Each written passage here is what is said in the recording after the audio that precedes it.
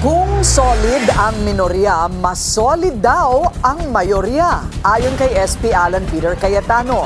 Yan ang agenda report ni Dexter Ganibe live din mula sa Senado. Dexter, ano naman ang sabi ni SP Alan? Corina, walang nangyaring kudeta sa pagpasok ng ikatlong linggo ng pamumuno ni Senate President Alan Peter Cayetano. Natuloy ang regular session ng Senado ngayong araw nang walang nangyaring pagpapalit ng liderato o pagtalon mula mayorya patungo sa minorya. Sa ambush interview, sinabi ni Senate President Alan Peter Cayetano, solid ang nagbibigkis sa 13 senador para manatiling mayorya ng Senado. Buo yung 13, sa 13 walang onsihan. Kaya sa pagpapatuloy ng sesyon ngayong araw, umusad na rin para punan ang ilang permanent committees para maituloy na yung mga nakabinbin na pagdinig. Una na rito, Corina, yung Senate Blue Ribbon Committee. Sa kabila ng ongoing investigation sa pagkakadawit niya sa flood control scandal na iluklok bilang Vice Chairman ng komite si Senador Jinggoy Estrada. Kasama niyang Vice Chairman ng Blue Ribbon si Senador Rodante Marcoleta na minsan na rin idinadawit sa flood control scandal dahil sa umano'y pabor sa kanya ni dating DPWH Secretary Manuel Bonoan na pumasa agad noon sa Commission on Appointments kung saan si Marcoleta ang chairperson ng Committee on Public Works ng CA noong 19th Congress. Elected naman bilang mga miyembro ng Blue Ribbon sina Senators Bongo, Robin Padilla, Cheese Escudero, Aimee Marcos at magkapatid na Mark at Camille Villar mula sa majority. Nakatakda pang magsumite ng mga pangalan ng minorya sa mga magiging miyembro ng Blue Ribbon para umusad na muli ang mga investigasyon sa flood control scandal. Sa Energy Committee naman, naihalal na Vice Chairman si Senador Marcoleta kasama ang mga miyembrong sina Senators Go, Padilla, Estrada, Marcos at Villanueva. Sa Youth Committee na pinamumunuan ni Senador Bongo, miyembro sina Estrada at Villar. Ang Sustainable Development Goals na pinamumunuan ni Senador Pia na ihalal si Camille Villar bilang Vice Chairman at miyembro niya sina Mark Villar, Robin Padilla at Joel Villanueva. Sa Ways and Means na pinamumunuan din ni Senator Pia na iluklok ng mga miyembro sina Go, Escudero, Estrada, Marcoleta, Marcos, Camille Villar at Joel Villanueva. Yung dalawang committee, Corina, na Finance at National Defense, sinabi kanina na lahat ng mga senador ay miyembro, maliban na lamang sa Senate President at 3 pang senador na humahawak ng opisyal na katungkulan bilang mga ex-officio members.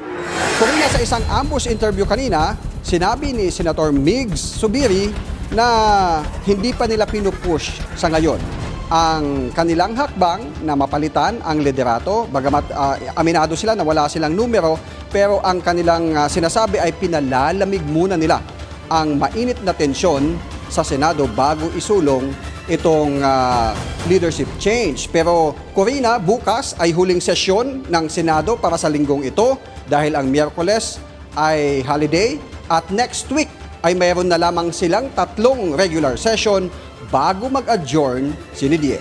Corina? So napag-usapan ng tensyon. Nag-iisip lang ako habang sila'y magkakatabi dyan sa plenaryo. Nag-uusap-usap ba sila, Dexter? O ano ba yon? Talagang galit sila sa isa't isa yung dalawang paksyon? Kasi parang nagkakapersonalan na. Kanina, Corina, medyo naging, tulad nung naging ulat ni Hana, naging mainit yung debate doon sa pag-strike out, doon sa video na pinalabas, doon sa privilege speech ni Senator Aimee. Pero pagkatapos noon, Corina, makikita mo sila, nung nagtuloy na ang sesyon ng Senado, nagtatawanan at nag-uusap naman yung mga taga-minorya at mayorya. Ganun lamang yung sitwasyon dahil may demokrasya, nagpapahayag ng pagtutulang ilan doon sa mga hindi nila nagugustuhan at pagkatapos nilang marisolba yung kanilang hindi pagkakaunawaan, friends pa rin at mag-BFF pa rin yung iba. Okay, huli na lang. Nagkabati na ba si Senator Robin at saka si Senator Kiko? Sa ngayon, Corina, wala pang balita kung magkabati na nga ba yung dalawa. Pero dun sa issue naman kay Senator Pia at Senator Risa, ang sabi ni Senator Risa kanina, hindi pa niya nakakausap ng masinsinan si Senator Pia kaugnay dun sa naging tawag dito, madamdamin na talumpati ni Senator Pia matapos ngang tanungin ni Senator Risa noong last week na parang walang nangyayari after ng mga insidente na nangyari sa Senado. Corina. At saka hindi pa nagsasampa si Senator Robin sa Ethics Committee laban kay Senator Kiko. Oo, Corina, wala pang balita ngayon kung may naisampa ng Ethics Committee dahil sa ngayon wala pa rin naitatalaga na bago na chairman ng Ethics Committee na dating hawak ni Senator J.V. Ejercito.